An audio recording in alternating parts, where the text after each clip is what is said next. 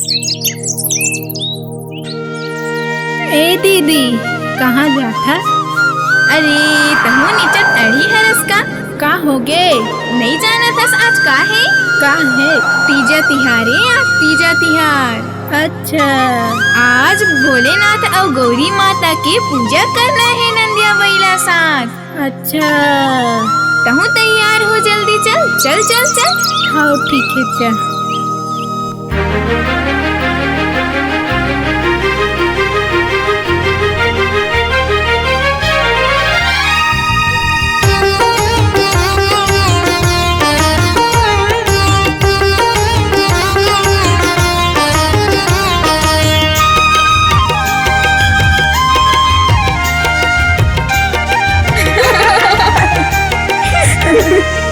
तीजा के तिहार निर्जला उपवास, सजे रहे सिंदूर हम तिरिया के आस।